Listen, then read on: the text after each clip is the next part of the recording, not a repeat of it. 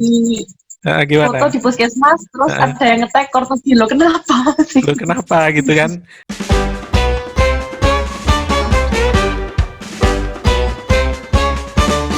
Nah, ketika kita bicara kompetensi nih, bisa dijelaskan tentang perbedaan kompetensinya nih. Mungkin bisa dari eh, zaman dulu waktu ketika masih ada SPRG, kemudian dibandingkan dengan D3 dan D4 seperti itu. Nah, kira-kira kompetensinya seperti apa nih? Boleh dijelaskan, silakan. Kalau dulu kita membahas yang SPRG dulu ya dok, tapi yang zaman dulu yang sekitar tahun 80-an, ya 80 ke bawah, lulusan awal-awal itu memang kompetensinya lebih luas, terutama yang terlihat sekali itu untuk tindakan kuratif dok. Gitu.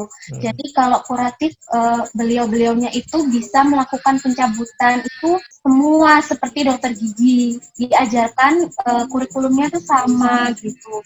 Jadi mereka senior-senior tuh sudah lebih ahli untuk dalam penanganan pasien gigi termasuk pencabutan itu, karena memang dulu sebelum ada pembatasan kompetensi itu memang diajarkan di sekolah tersebut gitu dokter.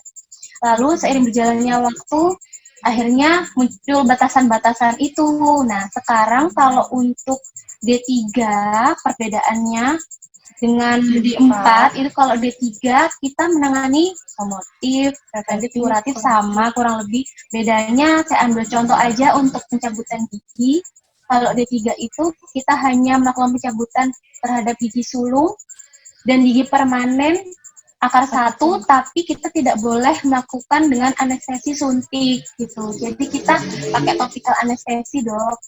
Kalau yang D3, tapi kalau yang D4 itu boleh melakukan pencabutan menggunakan dengan anestesi infiltrasi saja. Jadi D3 nggak boleh melakukan pencabutan infiltrasi, harus topikal. Iya. Karena kita dulu nggak diajarkan itu sih memang. Berarti. Lalu kalau yang D4 itu boleh diajarkan untuk infiltrasi, tapi hanya yang akar tunggal saja. Berarti kalau D3 dengan batasan pencabutan seperti itu, artinya hanya bisa mencabut anak-anak atau dewasa yang udah goyah. Iya betul dok. Karena kalau dewasa nggak goyah, nggak mungkin hanya dengan topikal, karena pasti akan kerasa banget sakitnya gitu, tanpa suntik, kayak gitu ya, kira-kira. Oke, silakan dilanjutkan. Mungkin ada kompetensi yang lain, mungkin tambal-menambal dan lain sebagainya, silakan. Terus kalau untuk D4 sendiri itu sepertinya memang misalnya kita mau berkiprah di dunia mengajar, misalnya kayak jadi dosen atau jadi tenaga pendidik di sekolah SPRG, itu ngambilnya ke jenjang pendidikan D4. Kalau untuk fungsional sendiri, dalam artian fungsional di sini untuk pelayanan kesehatan gigi di masyarakat, di Fasiankes pada umumnya itu biasanya sekarang masih diperlukan itu D3 dok. Kalau dari proporsinya sendiri nih, dalam mengasisting si dokter giginya, mana yang lebih besar proporsinya antara D3 dan D4 untuk mengasistensi? Sama, ya, cuman kalau untuk mengasisteni sama, cuman ada kompetensi yang lebih di D4, seperti tadi contohnya adalah dia bisa menginfiltrasi, seperti itu ya. Betul. Nah, kalau kita bicara soal kompetensi tindakan nih, karena masyarakat juga banyak yang bertanya-tanya soal tindakan. Nah, kalau pencabutan tadi udah dijelaskan. Nah, dengan tambal gigi sendiri gimana? Masih ada batasan dong. Gimana tuh? Jadi kalau perawat gigi sendiri kita hanya menambal yang ART itu dong. Jadi penambalan dengan menggunakan gas ionomer. Kalau amalgam sudah nggak dipakai dok. Jadi kita pakai gas ionomer saja ya itu adalah kompetensi kita. Kalau untuk resin komposit itu kita menambah karies kelas 1, kelas 2, kelas 3, sama kelas 5. Untuk yang kelas 4 kita belum, bukan kompetensi kita. Penambalan ini bisa menggunakan glass ionomer dan komposit, resin komposit itu bisa dilakukan baik D3 dan D4. Ya. Kemudian ada bedanya nggak antara tambal gigi D3 dan D4? Sama aja sih. Sama ya. Oke. Kalau scaling? Sama dong. Bisa ya? Karena itu mungkin termasuk preventif ya dok. Jadi kita masuk di sana masih bisa kalau untuk scaling. Nah, ini masyarakat perlu tahu nih bahwa scaling itu bisa di terapis gigi dan mulut kayak gitu. Jadi kalau bisa saya ulang tadi, scaling bisa, kemudian tambal gigi kecuali yang kelas 4 ya. Hanya yang kelas 4 kan ya nggak bisa kan? Kelas 4 itu Sama yang gigi depan. perawatan saluran akar itu Perawatan. dok, enggak Oke. Kemudian penambalan itu bisa menggunakan resin composite dan bisa pakai gelas ionomer. Kalau misal kalau kayak di puskesmas ya dok, terutama kadang kan dokter kadang kita kan terbatas, dokter tuh kadang rapat gitu ya dok, apalagi kalau yang menjabat sebagai apa di puskesmas itu pasti ada kadang tidak ada di tempat. Nah itu kita atas perintah dokter baru kita bisa melakukan yang melebihi dari batas kompetensi kita. Jadi artinya ada limpahan wewenang yang masih dalam pengawasan atau tanggung jawab dari dokter giginya sendiri di dalam satu instansi tersebut, kayak gitu kan intinya. Jadi memang di puskesmas karena ketersediaan dokter juga masih kurang, itu terapis gigi bisa membantu di situ. Berarti kalau sampai ke estetik ya, kan banyak sekali nih teman-teman yang menanyakan soal perawatan estetik seperti veneer dan behel, itu gimana? Kalau itu kita tidak melakukan dong, karena itu sudah lebih dari kuratif, kita cuma sampai kuratif aja. Oh baik, jadi promotif, preventif, kuratif ya. Jadi istilahnya Kuratif kalau berbatas, kuratif sederhana. kuratif sederhana.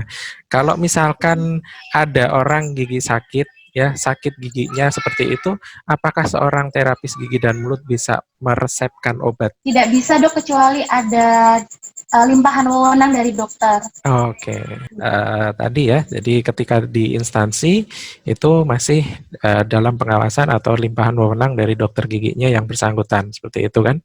Nah, oke, jadi seperti itu gambaran kompetensinya.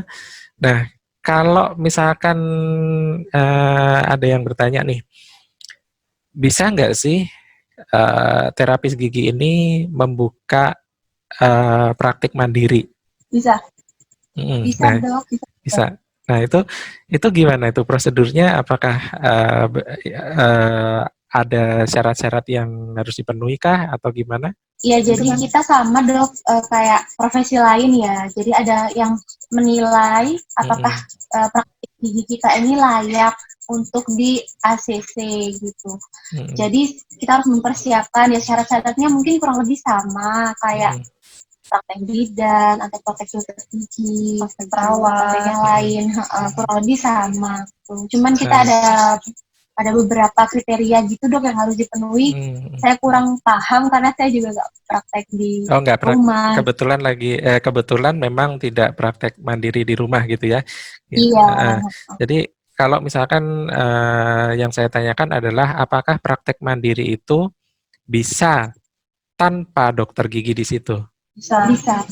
Asalkan sesuai dengan kompetensi kita. Sesuai dengan kompetensi, jadi ada ngurus izin praktik juga pastinya ya? Ya, ngurus juga betul. Jadi perawat gigi ini bisa melakukan perawatan mandiri tanpa ada dokter giginya dengan jenis perawatan yang sesuai dengan kompetensinya yang seperti sudah dijelaskan tadi kayak gitu. Jadi nanti masyarakat jangan kebingungan, nanti dikit-dikit ngelapor ke Kortugi, ini ada perawat gigi buka praktik di rumah terus dilaporkan ke Kortugi kayak gitu ya, jangan sampai kayak gitu. Saya tidak pernah kok dokter seperti itu. Asalkan sesuai dok. Asalkan sesuai. Asalkan sesuai.